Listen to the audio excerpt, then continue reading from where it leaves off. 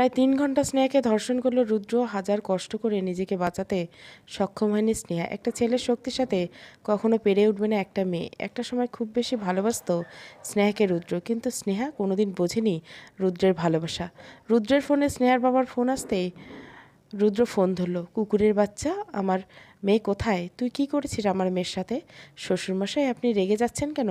আমি আপনার একমাত্র জামাই, আর নিজের বউয়ের সাথে স্বামীরা কি করে তা আপনাকে কিভাবে বলি?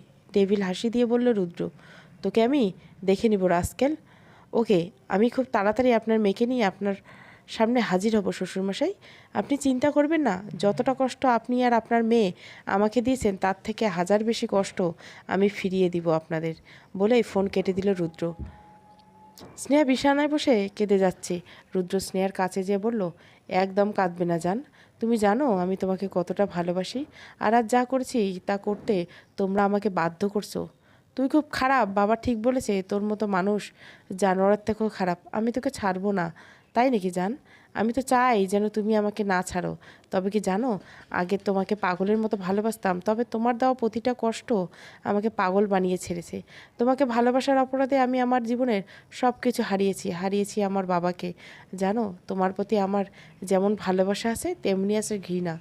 একদিন এই তুমি আমাকে ধর্ষণকারী প্রমাণ করেছিলে, কিন্তু আজ দেখো তুমি নিজেই একটা ধর্ষিতা। কাল পরশু সবাই জানবে যে তুমি একজন ধর্ষিতা, আফজাল খানের একমাত্র আদরের মেয়ে ধর্ষিতা। এটা যখন সবাই জানবে তখন এই তোমাকে আর তোমার বাবাকে লোকে ছিছি করবে। টিভি নিউজ সব জায়গায় তোমার ধর্ষণ আবার কাহিনী প্রচার হবে। রাগে লাল হয়ে রুদ্র কথাগুলো বলল স্নেহাকে। রুদ্রের কথা যেন স্নেহার কান্নার বেগ যেন শতগুণ বেড়ে গেল। চুপ করুন, আমি আর শুনতে পাচ্ছি না। আপনি আমাকে মেরে ফেলুন, তবু এসব আপনার সাথে করবেন না। আমার পাপা মরে যাবে আর সম্মানহানি হলে, হা হা, সেটাই তো আমার চাওয়া। তোমার সেদিন আমার নামে অসহায় পরিবারে যে মিথ্যে অপবাদ দিয়েছিল, আমার ছোট্ট পরিবার বাড়িছাড়া করেছিল, সেদিন আমাদের হাজারো কাকুতি মিনতি তোমাদের মন গলাতে পারেনি। আমি সত্যি কিছু জানতাম না, সত্যি বলছি আমি কিছু জানতাম না। আর কত মিথ্যে বলবি তোরা? স্নেহার চুলের মুঠি ধরে বলল রুদ্র। আর কত নাটক করবি তুই? আমার অপরাধ ছিল, চুলের মুঠি ধরে বলল রুদ্র। আর কত নাটক করবি তুই? আমার অপরাধ ছিল তোকে ভালোবাসে, তাই না? তবে শুনে রাখ, এই ভালোবাসার জন্য যে কষ্ট, যে যন্ত্রণা আমি পেয়েছি তা সুদে আসলে তোকে ফেরত দিব। আর তোদের জানোয়ার একটা, আমার শরীরটা চেয়েছিলি তুই কাপুরুষ। তুই তোর মতো মানুষের থেকে থাকার চেয়ে মৃত্যু আমার কাছে অনেক সুখের। একদম চুপ, আমার সাথেই থাকতে হবে তোর বাকি জীবনটা। এই জানোয়ারটাকে তোর স্বামী হিসাবে গ্রহণ করতে হবে। আমি সুইসাইড করব, নিজেকে শেষ করে দিব, তবু তোকে স্বামী হিসেবে মানব না। রুদ্রের চোখ লাল হয়ে আছে। স্নেহা চুলের মুঠি ধরেই তার ঠোঁট দিয়ে স্নেহার ঠোঁট দখল নিল আর পাগলের মতো কিস করতে লাগলো। আজ রুদ্র মেটে উঠছে নেশায়, নেশাগ্রস্তের মতো স্নেহাকে নিজের করেছে। ভালোবাসার মানুষটার আত্মনাদ যেন আজ আর তার কান অব্দি পৌঁছায় না। প্রায় 10 মিনিট পর স্নেহাকে ছাড়লো রুদ্র। শার্ট পরতে পরতে বলল, এমন কথা আর কখনো বলবে না জান। তুমি মনে রাখো, নিজের সাথে যদি তুমি খারাপ কিছু করার চেষ্টা করো তবে তার ফল খুব ভয়ানক হবে। আমি আগের সে রুদ্র নই যে তোমার ভালোবাসায় পাগল থাকবে, অন্ধের মতো তোমাকে ভালোবাসে। আজও তোমাকে ভালোবাসি, তবে অন্ধের মতো না। স্নেহা কান্না করেই যাচ্ছে, চাদরটা শরীরের সাথে আঁকড়ে ধরছে শক্ত করে। আজ যেন তার কান্নার বাত মানছে না। কিভাবে নিজেকে সামলাবে সে? আজ যে হারিয়েছে তার সম্মান, যা একটা মেয়ের কাছে সবচেয়ে দামি। প্রায় 30 মিনিট পর রুদ্র খাবার হাতে ঘরে ঢুকলো। খাবার নিয়ে স্নেহার কাছে যে বসতে স্নেহা নিজেকে আরও শক্ত করে নিজেকে গুটিয়ে নিল। ভয় পেও না প্লিজ, আমি এখন আর কিছু করব না। তোমাকে সেই কখন তুলে এনেছি, সারাদিন কিছু খাওয়া নেই, তারপর তোমার উপর অনেক ধকল গেছে, তাই চুপচাপ খেয়ে নাও। স্নেহা কাঁপা কাঁপা ঠোঁটে বলল, আমাকে বাড়ি দিয়ে আসুন, আমি এখানে থাকবো না, আমার খুব ব্যথা করছে, আমি বাড়ি যাব। খাবারটা খেয়ে নাও, তোমাকে আজই বাড়ি দিয়ে আসবো। রুদ্রের কথা শুনে স্নেহা একবার রুদ্রের দিকে করুণভাবে তাকালো, তারপর খাবারটা নিয়ে খাওয়া শুরু করলো। কারণ স্নেহা ভালো করে জানে এখন রুদ্রের কথা না শুনলে তার আর বাড়ি যাওয়া হবে না। খাবারটা মুখে নিয়ে স্নেহা আমার ঠোঁট জ্বলছে, ঠোঁটে হাত দিয়ে। রুদ্র স্নেহার ঠোঁট থেকে হাত সরিয়ে দেখলো স্নেহার ঠোঁটটা অনেকটা লাল হয়ে ফুলে গেছে। রাগের মাথায় রুদ্র স্নেহার এই অবস্থা করেছে নিজেরই ভেবে বুকটা ফেটে যাচ্ছে। কী হচ্ছে, খুব কষ্ট হচ্ছে? স্নেহাকে ধরে বলে রুদ্র, আপনি কি মানুষ? নিজেই আমাকে এত কষ্ট দিয়ে আমার এত বড় ক্ষতি করে এখন জানতে চাইছেন আপনি ঠিক আছে কি না? আপনি খুব খারাপ, আপনি কখনো ভালো থাকতে পারবেন না। অভিশাপ দিচ্ছি, আমার ভালো থাকার দরকার নেই। তুমি কাছে থাকলে আমি এমনিতেই ভালো থাকবো। বলেই স্নেহার দিকে একটা ড্রেস ছুড়ে দিয়ে রুদ্র বলল, ড্রেসটা পরে নাও, তোমাকে বাড়ি দিয়ে আসছি, তবে ভেবো না সারা জীবনের জন্য দিয়ে আসছি, এই আমার কাছেই আবার ফিরে আসতে হবে তোমাকে। কথাগুলো বলে রুদ্র রুম থেকে বেরিয়ে যেতে স্নেহা ড্রেসটা পরে নিল। সারা শরীর ব্যথার কারণে হাঁটতে কষ্ট হচ্ছে। স্নেহার শরীর যেন চলতেই চাচ্ছে না। রুম থেকে কোনো রকম বের হয়ে আশেপাশে তাকালো স্নেহা।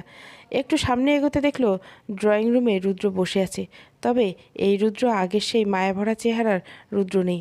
চেহারার মাঝে ফুটে উঠেছে এক ধরনের হিংস্রতা। রুদ্রের দিকে তাকিয়ে কথাগুলো ভাবছে স্নেহা। কি হলো, ওখানে দাঁড়িয়ে আছে কেন? রুদ্রের কথায় ঘোর কাটল স্নেহার। ধীর পায়ে রুদ্রের সামনে এগোচ্ছে স্নেহা, কিন্তু না, স্নেহা তার শরীরের সাথে পেরে উঠছে না। কান্না করে নিচে বসে পড়ল স্নেহা। আমি হাঁটতে পারছি না, আমার সারা শরীর ব্যথা করছে, কাঁদতে কাঁদতে রুদ্রকে বলল স্নেহা। স্নেহার অবস্থা দেখে রুদ্রের খুব কষ্ট হচ্ছে। মনে হচ্ছে বুকের ভেতরে কেউ ধারালো কিছু দিয়ে আঘাত করছে। রুদ্র স্নেহার দিকে কিছুক্ষণ তাকিয়ে থেকে স্নেহাকে কোলে তুলে নিল। ব্যাপারটা অতি দ্রুত হয়, স্নেহা কিছু বুঝে উঠতে পারল না। তুমি আমাকে কষ্ট দিয়েছো তো কী হয়েছে? আমি তো তোমাকে ভালোবেসেছি, তাই না? কিভাবে তোমার কষ্ট দাঁড়িয়ে দাঁড়িয়ে দেখি। স্নেহা রুদ্রের দিকে এক পলক তাকিয়ে আছে। রুদ্রের দিকে গভীরভাবে তাকিয়ে স্নেহা বলতে শুরু করলো, ভালোবাসা মানে বুঝি কারো শরীরটাকে তার ইচ্ছের বিরুদ্ধে নিজের করে না।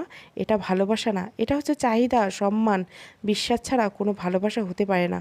আপনার চাহিদাকে ভালোবাসার নামে পবিত্র নামটা দেবেন না প্লিজ। রুদ্রের চোখ দুটো লাল হয়ে আছে। রুদ্র কিছু বলতে চেয়েও বলল না। স্নেহাকে কোলে নিয়ে হনহন করে বেরিয়ে গেল। স্নেহাকে গাড়িতে উঠে বসে গাড়ি স্টার্ট করলো। গাড়ি আপন গতিতে চলছে। জানলায় বসে জানলা ভেদ করে বাতাস স্নেহার অনেক ভালো লাগলো। যখন অনেক বৃষ্টি হয় তখন স্নেহার গাড়ির কাচ খোলা রাখে। ড্রাইভার অনেকবার বন্ধ করতে চাইলেও স্নেহা বাধা দেয়। তবে আজ কেন জানি বাতাস তার ভালো লাগছে না। আনমনে বসে সাথে যাওয়া ঘটনার কথা ভাবছে স্নেহা। লুকিং গ্লাস দিয়ে রুদ্র বারবার দেখছে। স্নেহা অনেক কান্নার ফলে স্নেহার চোখ দুটো কোণে এখনও বিন্দু জল জমে আছে, তা রুদ্রের চোখকে এড়াতে পারেনি। 1 ঘন্টা পর স্নেহা তার বাড়িতে পৌঁছলো। স্নেহা দরজা খুলে স্নেহার মা, কিরে মা, তুই ঠিক আছিস? তোর কিছু হয়নি? আর তোর এই অবস্থা কেন? স্নেহার মা। স্নেহা মায়ের দিকে একবার করুণভাবে তাকালো, তারপর মাকে জড়িয়ে ধরে কেঁদে দিল। রুদ্র স্নেহাকে তার বাসায় পৌঁছে দিয়ে আবার গাড়ি নিয়ে ব্যাক করছে। আজ রুদ্রের ভিতরে বুকে যে তীব্র ব্যথা অনুভব করছে। স্নেহাকে যে ভালোবেসেছিল তার শরীরটাকে নয়, তবে আজ সে স্নেহাকে না পেলে স্নেহার শরীরটাকে পেয়েছে। তার হয়তো আজ অনেক খুশি হবার কথা ছিল, তবে সে পারছে না খুশি হতে। বাড়ি ফিরে রুদ্র কাউকে ফোন করলো। হ্যালো আশিস। হ্যাঁ স্যার বলুন। তোকে যে কাজটা করতে বলেছিলে কাল যেন সে কাজটা হয়ে যায়। স্যার অলমোস্ট ডান, সব ব্যবস্থা হয়ে গেছে, এখন শুধু কাল সকালের অপেক্ষা। গুড নাইট জব আশিস। বলে রুদ্র ফোনটা রেখে সোফার সাথে হেলান দিয়ে একটা ডেভিল হাসি দিল। আর এদিকে স্নেহা তার মাকে ধরে কেঁদেই যাচ্ছে। স্নেহা খুঁজে বের করার জন্য স্নেহার বাবা তার ক্লোজ ফ্রেন্ড এসপি আজিজের সাহায্য নিতে গিয়েছিল। বাড়ি ফিরতে অনেক রাত হয়েছে। এসে জানতে পারে রুদ্র এসেছিল, স্নেহাকে দিয়ে গেছে। আদরের মেয়ের কান্না স্নেহার বাবা আর নিতে পারছে না, তাই সে রুদ্রকে ফোন দিল। রুদ্র ফোন ধরতে, কুকুরের বাচ্চা, তুই আমার মেয়ের এত বড় ক্ষতি করলি, তোকে আমি ছাড়বো না। হ্যাঁ শ্বশুরমশাই, আমি জানি আপনি আপনার মেয়ের জামাইকে ছাড়বেন না, আদর করে জামাই আদর খাবেন। Rascal, I kill you. সাহস তো সামনে এসে কথা বল। শ্বশুরমশাই, আমি সামনে আসবো না, আপনি নিজেই আমাকে আসতে বলবেন, আর আপনার ডাক পেলে আমি আসবো। বলেই হাসতে হাসতে ফোনটা কেটে দিল রুদ্র। ফোন কেটে নিজে নিজে বলতে লাগলো, আপনার বাবা মেয়ের এতদিন হেসেছেন, এখন থেকে রুদ্রের সময় শুরু। এখন থেকে রুদ্র হাসবে, আপনারা কাঁদবেন।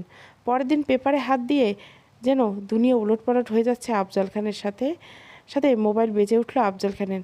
আফজাল, এসব কী শুনছি? নিউজে কি দেখাচ্ছে? যা শুনেছে তা সত্যি? কাল কি তাহলে? বন্ধুর কথা শেষ হওয়া যাবার আগেই ফোন কেটে দিল আফজাল খান। আজিজ। বাইরে চিল্লাপানা শোনা যাচ্ছে। দারোয়ান দৌড়ে এলো। স্যার, বাইরে সাংবাদিকরা ভিড় করছেন, আপনার সাথে দেখা করতে চাই। আটকানোর চেষ্টা করছে কিন্তু কথা শুনছে না।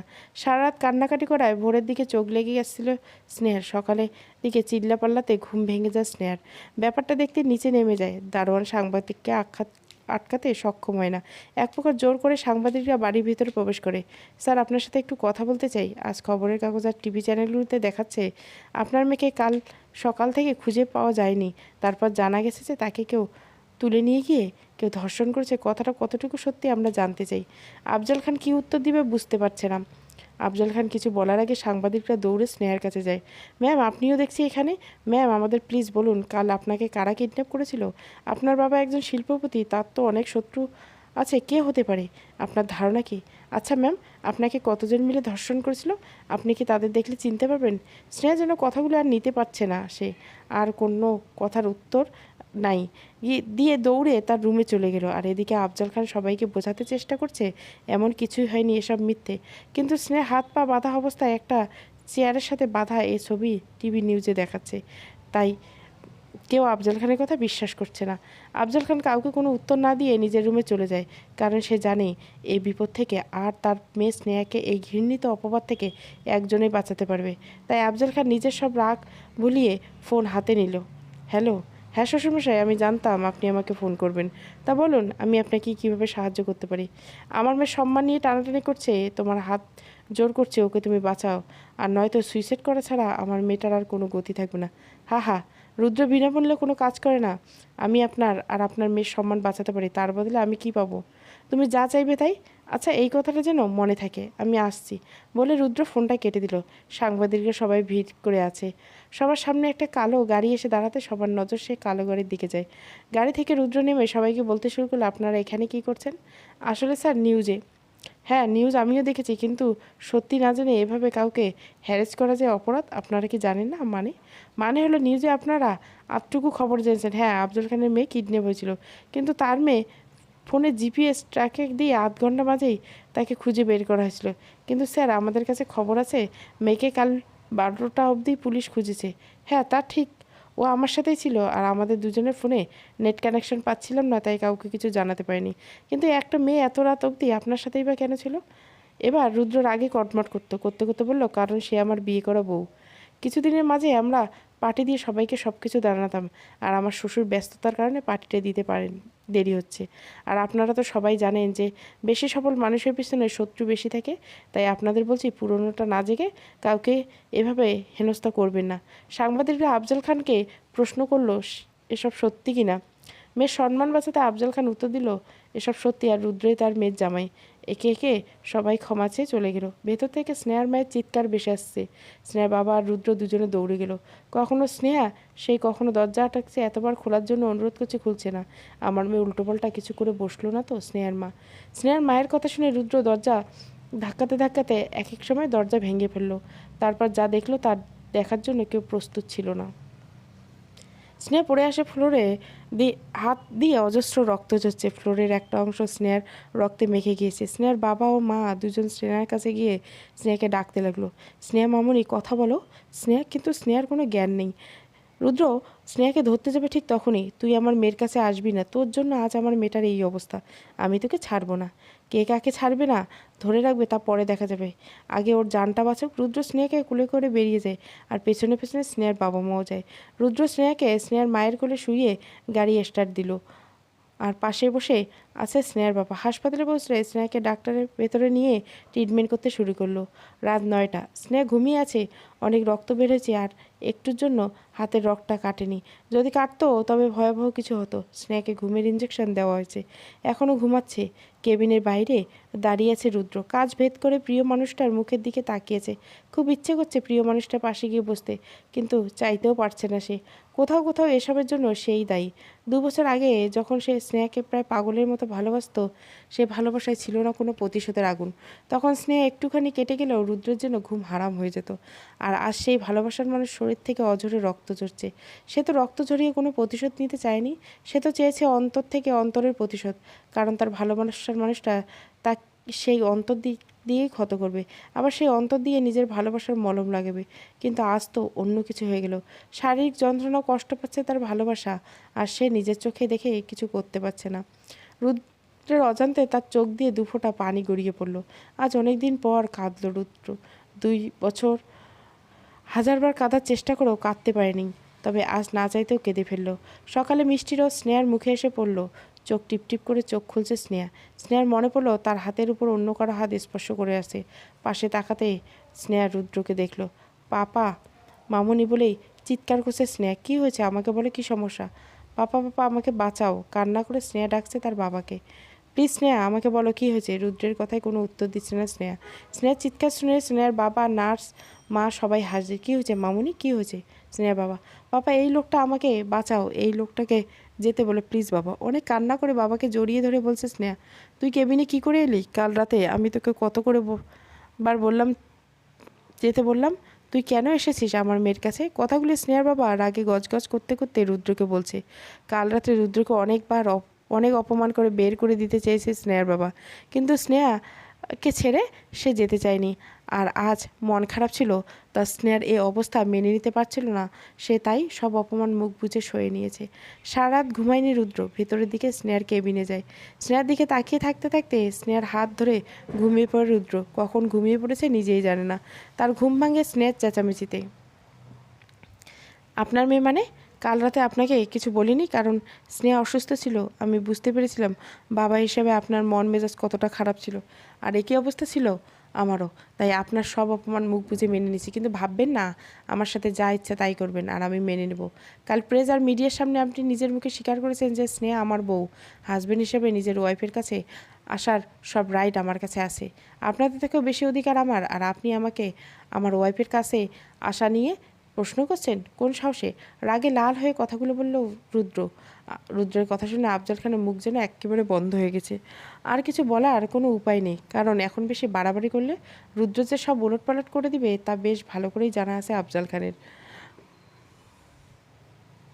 রুদ্র স্নেহার বাবাকে কথাগুলো বলে স্নেহার কাছে গেল। স্নেহাকে তখন তার বাবা বাচ্চাদের মতো আঁকড়ে ধরে আছে। আর এই যে তুমি কাল অনেক বড় বড় অন্যায় করছো, এটা করা তোমার ঠিক হয়নি। আমার অনেক রাতের ঘুম কেড়ে নিয়েছো তুমি, কিন্তু কাল আমার মনে হচ্ছিল আমার প্রাণটাই বেরিয়ে যাবে। সারা রাত তোমার জ্ঞান ফেরার অপেক্ষাই করছিলাম।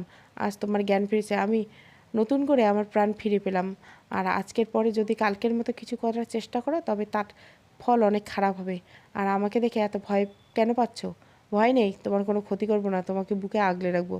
স্নেহা ভয়ে গুটিসুটি মেরে আছে। রুদ্র তার কথাগুলো বলা শেষ করে বের হয়ে গেল। রাগে যেন তার মাথা ফেটে যাচ্ছে। হাসপাতাল থেকে বের হয়ে রুদ্র বাড়ির দিকে রওনা দিল। বাসার পৌঁছে হাতের সামনে যা পাচ্ছে তাই ভেঙে চুরে একাকার করে দিচ্ছে রুদ্র। মেয়েটাকে ভালোবেসে শুধু কষ্টই পেলাম। কাল সারা রাত কী অবস্থা পার করেছি তা শুধু আমি জানি। আর আজ সকালে আমাকে দেখতে এমনভাবে চিৎকার করলো কেন?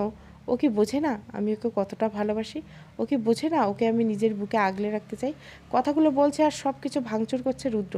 একটা ফুলদানি ভাঙতে ফুলদানি থেকে ছিটকে আসা একটা কাছে কোনো রুদ্রের কপালে এসে সামান্য কেটে গেল, কিন্তু সেদিকে কোনো ভ্রুক্ষেপ নেই রুদ্র।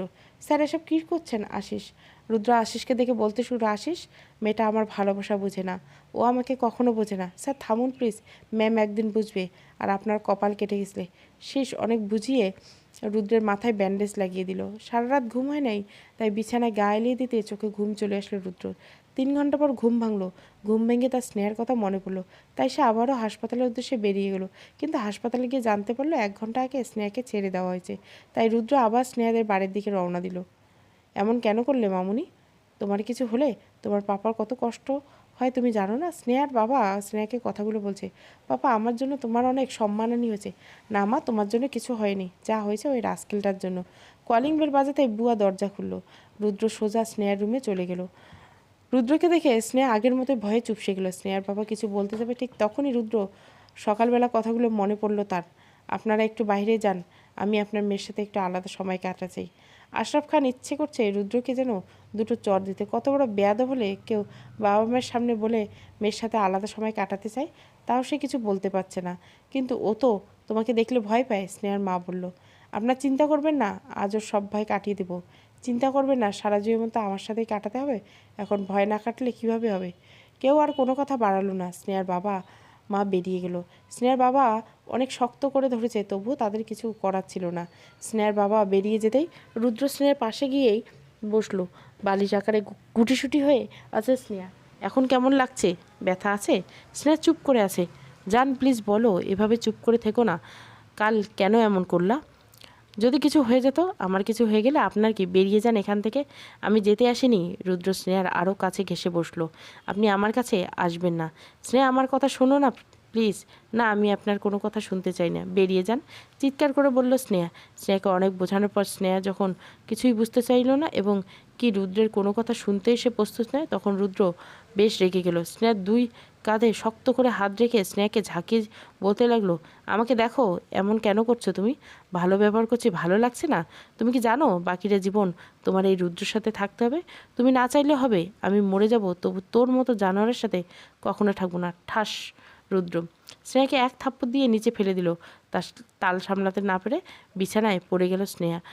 রাগে যেন রুদ্রের মাথায় আগুন জ্বলছে। রুদ্র স্নেহাকে বিছানা থেকে উঠে আবার বসালো আর বলতে শুরু করলো, এই জানোয়ারের সাথে তো সারা জীবন থাকতে হবে, একই রুমে একই বিছানায়, প্রতিটি সময় এই জানোয়ারের সবটুকু জুড়ে তুই থাকবি বলে রুদ্র স্নেহার ঠোঁটে ঠোঁট ডুবিয়ে দিল। স্নেহা নিজেকে ছাড়ানোর চেষ্টা করছে কিন্তু পাচ্ছে না। প্রায় 5 মিনিট পর স্নেহাকে ছেড়ে বেরিয়ে গেল রুদ্র। ড্রয়িং রুমে স্নেহার বাবা মা দেখতে পেল। রুদ্র বলল, কাল পরশু বিয়ের ব্যবস্থা করুন, আপনাদের মেয়ের অনেক তেজ, ওকে এখানে রাখতে চাই না বলে বেরিয়ে চলে গেল রুদ্র। রুদ্র বেরিয়ে যেতে স্নেহার বাবা সব কিছু উলটপালট লাগছে। রুদ্রের এই মাত্র বলে যাওয়া কথাগুলো কানে বাজছে বারবার। রুদ্র যা বলে গেছে তা কি করে করবে? নিজের মেয়েটাকে নিজের হাতে শত্রুর কাছে তুলে দিবে, এটা কোনোভাবেই হতে পারে না। রাত 11টা, স্নেহার বাবা রুমে পায়চারি করছে আর কিছু একটা নিয়ে গভীরভাবে চিন্তা করছে। স্নেহা ঘুমাচ্ছে, শরীরটা বেশ উইক, তাই হয়তো ঘুমটা বেশি গভীরের দিকে।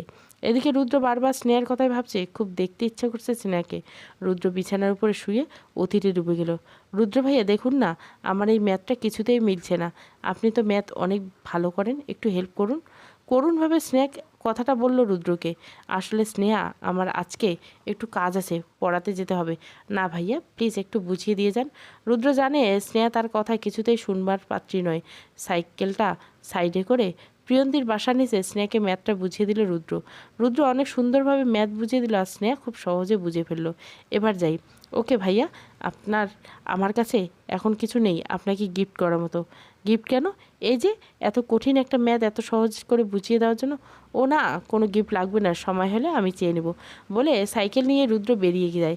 সারাদিন 4টা টিউশনি করে রুদ্র বাড়ি ফিরল সন্ধ্যা 6টায়। ছুটির দিনগুলো, টিউশনের দিনগুলো কমপ্লিট করে তারপর সন্ধ্যার পর বাসায় রেস্ট নেয় রুদ্র। মা, বাবা, ছোট বোন তিতিরকে নিয়ে সুখের সংসার। রুদ্রের অভাব থাকলেও নেই কোনো আক্ষেপ। সন্ধ্যায় বাড়িতে ফিরতে নিজের কাঁধের ব্যাগটা চেয়ারে রেখে টেবিল থেকে পানির গ্লাসটা নিয়ে এক গ্লাস পানি খেয়ে নিল রুদ্র। হঠাৎ বইয়ের কোনো একটা ভাঁজে একটা কাগজ দেখে রুদ্র হাত বাড়িয়ে কাগজটা নিয়ে খুলল। সেটাখানে লেখা, আজ একটা শুভ দিন, রাত হবে মেঘমলিন, আকাশের তারাগুলো বলবে তার কথাগুলো, গুটি গুটি পায়ে দরজা খোলো, শুনতে আমার কথাগুলো। চিঠি পড়া শেষ না হতে অচেনা একটা নাম্বার থেকে মেসেজ এলো রুদ্রের ফোনে। প্লিজ বাইরে আসুন, 10 কদম যেখানে শেষ, দেখা হবে অবশেষ। রুদ্রের যাওয়ার ইচ্ছেটা না থাকলেও অনেকটা কৌতূহল নিয়ে দরজা খুলে বের হলো। হাঁটতে হাঁটতে 10 কদম যেতেই পাশ থেকে ঠুসঠাস বেলুন ফাটা শব্দ, আর সবাই একসাথে বলে উঠল, হ্যাপি বার্থডে ডিয়ার রুদ্র ভাইয়া, হ্যাপি বার্থডে টু ইউ। আর একটা কেক, অনেকগুলো মোমবাতি সাজিয়ে রুদ্রের সামনে হাজির হলো স্নেহা। হ্যাপি বার্থডে ভাইয়া। রুদ্রর দিকে তাকিয়ে স্নেহার দিকে। স্নেহা আজ নীল কালারের 3 পিস পরছে, সাথে গোল্ডেন ওড়না। চুলগুলো কোনো রকম বেঁধে রেখেছে, বেশিরভাগ চুল এলোমেলো খুলে আছে, কিন্তু এভাবে যেন রুদ্রকে সেরা সুন্দরী মনে হচ্ছে রুদ্রের তাকিয়ে আছে স্নেহার দিকে।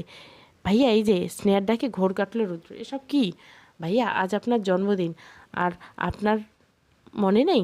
আমরা সবাই জানতাম, আর আজ ছুটির দিন, আপনি তাড়াতাড়ি বাসায় চলে আসতেন, কিন্তু আমরা আমাদের সারপ্রাইজটা চাঁদের আলোতে সাথে রেখে করতে চেয়েছি, তাই ইচ্ছে করে আজ বিকেলে আপনার একটু লেট করেছি। তার মানে এসব তোদের প্ল্যান ছিল? আমাদের প্ল্যান না, প্ল্যানটা স্নেহার ছিল, আমরা শুধু সেই অনুযায়ী কাজ করছি। রুদ্র স্নেহার দিকে তাকাতেই স্নেহা দুষ্টু হাসি দিয়ে বলো, উফ ভাইয়া, ট্রিট চাইবো না, শুধু আপনার বিয়ের সময় আমাদের সবাইকে দাওয়াত দিন, সব ট্রিট একেবারে উসুল করে নেব। স্নেহার দিকে তাকিয়েছে রুদ্র আর ভাবছে, এই মেয়ে কত সুন্দর করে মানুষকে বোঝে। বাবার অধিপত্যের প্রভাব স্নেহার উপর পড়েনি। ব্যাপারটা রুদ্রের কাছে বেশ চমকপ্রদ লাগে। স্নেহার সবাই মিলে মজা করে রুদ্রের জন্মদিন পালন করে। রুদ্রের ভুলে যাওয়া দিনটা সেদিন সবাই মিলে স্মরণীয় করে তোলে। কেক কেটে রুদ্রকে সবাই খাইয়ে দেয় স্নেহাকে, কিন্তু স্নেহা রুদ্রকে কেক খাওয়ানোর সময় রুদ্রের পুরো মুখে কেক লেপটে দিয়ে দৌড় দেয়। রুদ্র পেছনে দৌড়ায় স্নেহার। আশিসের ডাকে বাস্তবে ফিরল রুদ্র। স্যার, আপনি যা যা আনতে বলেছিলেন রুবি সব কিছু এনেছে। সব আপনার রুমে রেখে দিয়ে যেত। আচ্ছা স্যার বলে আশিস চলে যায়। রুদ্র আবার আনমনে স্নেহার কথা ভাবতে থাকে। খুব ইচ্ছে করছিল স্নেহার সাথে কথা বলতে, কিন্তু সে জানে এখন স্নেহাকে ফোন দিয়ে কোনো কাজ হবে না। স্নেহা তার সাথে কথা বলবে না। পরদিন সকালে স্নেহার বাবার সাথে বসে নাস্তা করছে। মেয়েকে পাশে বসিয়ে বাবা মা দুজনে পাশে বসে মেয়েকে খাইয়ে দিচ্ছে। হঠাৎ কলিং বেল বাজলো। আলী মিয়া, কাজের লোক, দরজা খুলে দিল। কে আপনি? স্নেহা ম্যাডামের সাথে দেখা করতেছে, একটু দাঁড়ান, এর কাছে জিজ্ঞাসা করে আসি বলায় হাঁটা দিল আলী মিয়া। পেছন থেকে রুবি বলল, বলবেন রুদ্র স্যার পাঠিয়েছে। আলী মিয়া আশরাফ খানকে বলল, স্যার একটা মেয়ে আইছে, কইল রুদ্র স্যার পাঠিয়েছে। আশরাফ খান কিছুক্ষণ চুপ করে থেকে বলতে লাগলো, আসতে দাও। আলী মিয়া আবারও দরজায় গিয়ে মেয়েটাকে ভেতরে আসতে বলল। মেয়েটি ভেতরে ঢোকার সাথে সাথে পেছনে আরও দুটো লোক অনেকগুলো ব্যাগ নিয়ে ঢুকলো। আশরাফ খান টেবিল থেকে উঠে রুবির কাছে আসলো। কী ব্যাপার? আর এসব কি? স্যার, রুদ্র স্যারের সাথে কথা বলুন। রুবি ফোন বের করে রুদ্রকে ধরিয়ে দিল। হ্যালো শ্বশুরমশাই, আপনি ভাবছেন সকাল সকাল এসব কি? এগুলো আপনার জন্য না, আমার বউয়ের জন্য। ভাবলাম সব যেহেতু হয়ে গেছে, আপনাদের বাড়িতে বউটাকে ফেলে রাখবো কেন, তাই কালকে বউ সাজিয়ে ওকে নিজের কাছে নিয়ে আসতে চাই। তাই বউ সাজা সব কিছু পাঠিয়ে দিলাম, সব আছে সেখানে। আপনি আপনার মেয়ের জন্য যা যা চাইতেন, শাড়ি, দামি গহনা, সব। স্নেহা বাবার ইচ্ছে করছে এই রুদ্রকে গুলি করে মারতে, কিন্তু ইচ্ছে সত্ত্বেও কিছু করতে পারছে না। সে যে নিরুপায়। নিজেকে শান্ত রেখে স্নেহার বাবা বলল, মেয়েটাকে একটু সময় দিলে হতো না? মানে এক্ষুনি? কিসের সময়? অনেক সময় দেওয়া হয়েছে। আমারও তো কিছু চাওয়া পাওয়া, তাই না? বউ ছাড়া আর কতদিন একা একা থাকবো? রুদ্রের মুখে এমন নির্লজ্জ কথা টাইপের নিয়ে পাচ্ছে না আশরাফ খান। আজ অবধি কারো সাহস হয়নি তার সামনে এমনভাবে কথা বলে। সে জানে রুদ্রকে বুঝিয়ে কোনো লাভ নেই, তাই কথা না বলে বলল, ঠিক আছে। আর শুনুন, আপনি আর আপনার মেয়ে যদি কোনো রকম চালাকি করার চেষ্টা করেন, তার ফল খুব খারাপ হবে। আমি কিন্তু আমার সাথে আর কোনো চালাকি মেনে নিব না। রুদ্রের কথা কোনো উত্তর না দিয়ে ফোন রেখে দিল আশরাফ খান। রুবি স্নেহার রুমে যেতে সব কিছু রেখে দিল। সারাটা দিন রুদ্র তাদের বিয়ের সব কাজে লেগে পড়ল। আর রাত 12টা, রুদ্র ক্লান্ত হয়ে গা এলিয়ে দিয়েছে বিছানায়। ভাবতেই ভাবতে বুকের ভিতরে প্রশান্তির অনুভব হচ্ছে যে কাল থেকে তার এই ঘরে স্নেহা থাকবে, যাকে দেখে তার সব ক্লান্তি দূর হয়ে যাবে। ভাবতে ভাবতে চোখ বুজল রুদ্র। স্নেহার বাবা স্নেহাকে সব কিছু বোঝানোর পর স্নেহা কিছুতেই রুদ্রের কাছে যেতে প্রস্তুত হচ্ছে না। সে অনেক কান্নাকাটি করছে। কান্নাকাটি করতে করতে একটা সময় ঘুমিয়ে পড়ছে সে। পরের দিন সকাল সকাল সবাই ব্যস্ত। রুদ্রকে কিছু মেয়ে স্নেহার বাড়ি পাঠিয়ে দিয়েছে, কারণ তার ভয় ছিল হয়তো স্নেহা পালিয়ে যেতে পারে। স্নেহাকে সে সকাল থেকে মেয়েরা ঘিরে ধরে এসে বিভিন্ন ফেসিয়াল দিচ্ছে বারবার বারবার। স্নেহা বিরক্তি হলেও তার নিজের বাবার কথা ভেবে এসব মেনে নিচ্ছে। মেয়েরা স্নেহাকে বউ সাজাতে ব্যস্ত, কিন্তু স্নেহার চোখের পানি যেন বাত মানছে না। স্নেহার বাবা বারবার মেয়েকে এসে দেখে যাচ্ছে, সন্তানের কষ্ট তাকে ব্যথিত করছে কষ্টে। সাজানো শেষ হলে স্নেহাকে নিয়ে তার বাবা আর তার মা রওনা দিল কমিউনিটি সেন্টারে, যেখানে রুদ্র তাদের বিয়ের আয়োজন করছে। বাবার কোলে মাথা রেখে গাড়িতে বসে আছে স্নেহা। কমিউনিটি সেন্টারে আসার পর স্নেহাকে গ্রিন রুমে নিয়ে বসানো হলো। গ্রিন রুমে বধূ সাজে বসে আছে স্নেহা। রুদ্র যেভাবেই চেয়েছিল তেমনভাবেই সাজানো হয়েছে স্নেহাকে। নীল লেহেঙ্গা, গা ভর্তি গহনা, ঠোঁটে গাঢ় লাল লিপস্টিক, হাত ভর্তি চুড়ি, নিচের দিকে মাথা দিয়ে বসে আছে স্নেহা। হঠাৎ কারো উপস্থিতি টের পাচ্ছে, কিন্তু তাতেও মাথা তুলতে তাকাচ্ছে না সে। রুদ্র পেছন থেকে এসে জড়িয়ে ধরে স্নেহাকে। অন্য সব সময় স্নেহাকে রুদ্রকে ধাক্কা দিয়ে ফেলে দিত, হয়তো অনেক অপমান করতো, কিন্তু আজ পাথরের মতো বসে আছে। রুদ্র স্নেহাকে উঠিয়ে তার দিকে ফেরালো। মাশাআল্লাহ, কি অপরূপ লাগছে তোমাকে। রুদ্র স্নেহা থুতনি ধরে করে আবার বলল, মনে হচ্ছে আমার হুড়পড়ি। স্নেহা তাও রুদ্রের দিকে তাকাচ্ছে না। স্যার, আপনাকে সবাই খুঁজছে। গ্রিন রুমের বাইরে থেকেই আশিস বলল। রুদ্র স্নেহার হাত ধরে সবার সামনে নিয়ে গেল। সবার উদ্দেশ্য করে বলতে লাগলো, লেডিজ অ্যান্ড জেন্টলম্যান, আপনারা সবাই এখানে আসেন, আমি অনেক খুশি হয়েছি। আমি আর আমার ওয়াইফ স্নেহা একে অপরকে অনেক ভালোবাসি, তাই কিছুদিন আগে কাউকে না জানিয়ে কোর্ট ম্যারেজ করে ফেলি। ভেবেছি সারপ্রাইজ দেব, কিন্তু আপনারা জানেন বিশিষ্ট শিল্পপতি আশরাফ খানের কত শত্রু। তারা সবাই গুজব ছড়িয়েছে, যা টিভিতে প্রচার হয়েছিল। আমি নিজেই আজ সত্যি আপনাদের জানিয়ে দিলাম। একজন হাজব্যান্ড নিজের ওয়াইফ রিলেটেড এসব বাজে কথা কীভাবে মেনে নেয় বলুন? তাই আমরা কাগজে কলমে হাজব্যান্ড হয়ে হয়েছি। আজ ধর্মীয়ভাবে হব। কাজী সাহেব, বিয়ে পড়ান শুরু করুন। স্নেহা এতক্ষণ রুদ্রের সব কথা শুনছে, পাথরের মতো জমে গিয়েছে স্নেহা। কাজী বিয়ে পড়ানো শুরু করলো। রুদ্র কবুল বলে ফেলছে, স্নেহা বলছে না। অবশেষে বাবার মুখের দিকে তাকিয়ে স্নেহা কবুল বলে দিল। সবাই রুদ্র আর স্নেহাকে অভিনন্দন আর দোয়া জানালো। স্নেহার কান্নার গতি যেন বাত মানছে না, তাই স্নেহা গ্রিন রুমে চলে যায়, আর রুদ্র অতিথিদের বিদায়ে ব্যস্ত। স্নেহা গ্রিন রুমে বসে অজরে কেচ্ছে নিজেকে শান্ত করে। স্নেহা ভাবলো, একজন ধর্ষণকারীর সাথে থাকতে পারবে না সে। বাবার সম্মান, সবার সম্মান বেঁচে গেছে, এখন চাইলে রুদ্র আর কিছু করতে পারবে না। তাই স্নেহা কান্না মুছে নিজেকে শান্ত করলো আর পালানোর সিদ্ধান্ত নিল। বেশি কিছু না ভেবে গ্রিন রুমের দরজা খুলে স্নেহা বেরিয়ে গেল। বউ সাজে দৌড়াচ্ছে স্নেহা। কোথায় যাবে নিজেও জানে না। সে শুধু জানে আজকে পালাতে হবে। আজ যদি সে নিজেলে মুক্ত করতে না পারে তবে হয়তো আর কখনো পারবে না। অনেকক্ষণ দৌড়ানোর পর হাঁপিয়ে গেছে স্নেহা। সামনে থেকে একটা গাড়ি আসতেই হেল্প হেল্প বলে চিৎকার করে স্নেহা। গাড়িটা স্নেহাকে পাশ কাটিয়ে চলে গিয়ে আবার ফিরে এসে, প্লিজ আমাকে একটু লিফট দিবেন, আমি অনেক বিপদে পড়ছি, হাঁপাতে হাঁপাতে কথাগুলো বললে স্নেহা। গাড়ির কাজ নামাতে লোকটার মুখ দেখে স্নেহার অন্তর যেন কেঁপে উঠল, কারণ সেটি অন্য কেউ ছিল না, রুদ্রই ছিল। রুদ্র গাড়ি থেকে নামতেই স্নেহা আবার দৌড় লাগাতে চাইল। রুদ্র স্নেহার হাত ধরে ফেললো আর স্নেহাকে জোর করে কোলে তুলে গাড়িতে বসিয়ে দিল। এলোমেলোভাবে বিছানায় বসে আছে স্নেহা। রুদ্র স্নেহাকে আনার সময় ছোটার জন্য অনেক জোরাজোরি করছে। স্নেহাকে আনার পর জোর করে রুমে বসিয়ে দিয়ে গেছে রুদ্র। আর স্নেহা রুমে বসে বসে রাগে গজগজ করছে, যেন রুদ্রকে এখানেই পেলে চিবিয়ে খাবে। দরজা খোলার শব্দ শুনে স্নেহা তাকালো সেদিকে। রুদ্র এসেছে। আজ ব্লু কালারের ব্লেজার পরেছিল আর হোয়াইট কালারের শার্ট পরেছিল। ব্লেজারটা খুলে ফেলেছে, এখন শুধু হোয়াইট কালারের শার্ট পরা। রুমে ঢুকে রুদ্র স্নেহার কাছে গেল, বিছানার উপরে নিজের শরীর ছেড়ে দিল। স্নেহার কোলে মাথা রেখে দু হাত দিয়ে দুদিকে ধরে স্নেহাকে চেপে ধরল। ছাড়ুন আমাকে, ছাড়ুন। রুদ্র মাথা উঠে জিজ্ঞাসা করলো, কেন ছাড়বো? কারণ আপনার ছোঁয়াতে আমার ঘেন্না লাগে, রাগে গজগজ করতে করতে। আর যা করেছো তারপরও তোমাকে কিছু বলিনি, কারণ আজ আমাদের বিয়ের দিন, আমাদের বাসর রাত। তাই অন্য সব দিন হলে এর অপরাধের খুব খারাপ শাস্তি দিতাম তোমাকে। কিসের বিয়ে? আমি মানি না এই বিয়ে। আর বাসর যা করার তো আগেই করে নিয়েছেন, আপনার সব চাহিদা তো মিটিয়ে নিয়েছেন। প্লিজ চুপ করো, আমার এখন তোমার সাথে খারাপ কিছু করার ইচ্ছে নেই। আর কি খারাপ করবেন আপনি? একদম চুপ স্নেহা, আমার মাথা গরম করবে না, খুব খারাপ হয়ে যাবে। রুদ্র নিজেকে সব শক্তি দিয়ে ধাক্কা দিল। স্নেহা, আসবেন না আমার কাছে, আপনার প্রতিটি ছোঁয়াতে ঘেন্না। কি বললি? রুদ্রের মাথায় রক্ত উঠে যাচ্ছে স্নেহার কথা শুনে। রুদ্র স্নেহাকে একটানে নিজের কাছে নিয়ে আসলো। স্নেহাকে বিছানায় ফেলে অঝরে পুরো শরীরে চুমু দিতে লাগলো। স্নেহা ছোটার জন্য হাজারো চেষ্টা করছে, আমাকে ছাড়ুন, ছাড়ুন আমাকে। রুদ্র তার মাথা অনেক ঠান্ডা রাখার চেষ্টা করছে, কিন্তু এখন আর পাচ্ছে না। তাই স্নেহাকে দিয়ে তার সব রাগ ঠান্ডা করছে। নেশাগ্রস্তের মতো স্নেহার সারা শরীর নিজের মাঝে আবদ্ধ করে নিয়েছে। স্নেহার কান্না ছুটবার জন্য আকুতি মিনতি করছে, রুদ্রের কান অবধি পৌঁছাচ্ছে না। রাত 12টা, স্নেহা বসে বসে কাঁদছে, কাঁদতে কাঁদতে হেঁচকি উঠিয়ে ফেলছে। রুদ্র অনেকবার থামতে বলছে, কিন্তু কিছুতেই থামছে না। আর রুদ্রের ব্যান্ডেজ করা স্নেহার হাত তখন জোড়াজোড়িতে হাতে চাওয়া লেগে কাটা জায়গাটা থেকে আরেকটু রক্ত বেরিয়েছে। জোড়াজোড়ি করার সময় রুদ্র তা খেয়াল করেনি, কিন্তু পরে খেয়াল করছে, তাই আগের ব্যান্ডেজ খুলে নতুন ব্যান্ডেজ করে দিচ্ছে। আর স্নেহা বসে বসে কাঁদছে। ব্যান্ডেজ করা শেষ হলে রুদ্র বাইরে চলে যায়, ফিরে এলো হাতে এক গ্লাস জুস নিয়ে। এটা খেয়ে নাও। স্নেহা কেঁদেই চলছে। স্নেহা, আমি কিছু বলছি তোমাকে। স্নেহা কাঁপা কাঁপা হাতে জুসটা হাতে নিয়ে একবার পুরোটা খেয়ে নিল। রুদ্র স্নেহার কাছ থেকে গ্লাসটা নিয়ে পাশে থাকা টেবিলে রাখলো। স্নেহার কাছে এসে রুদ্র বলতে লাগলো, স্নেহা, কেন আমাকে বারবার রাগিয়ে দাও? আমি চাই না আমার ভালোবাসার মানুষটার উপরে রাগ করে থাকুক, তাকে আঘাত করতে। তুমি আমাকে বারবার বাধ্য করো না। স্নেহা গুটিসুটি হয়ে বসে আছে, কোনো কথাই বলছে না। যেমন সেদিন হাসপাতালে ছিল, বারবার শরীর থেকে চাদরটা আঁকড়ে ধরেছে। স্নেহা, আমাকে দেখে ভয় পাচ্ছ কেন? তুমি জানো আমার হাজব্যান্ড ওয়াইফ, আর একটা মেয়ে বিয়ের পর তার সব কিছু হাজব্যান্ডকে ঘিরে চিন্তা করে। স্নেহা গুটিসুটিভাবে বসে আছে আর ঠোঁটগুলো কাঁপছে। রুদ্র আর কিছু না বলে বারান্দায় চলে গেলো, কারণ সে জানে এখন স্নেহাকে শত বুঝিয়ে লাভ নেই।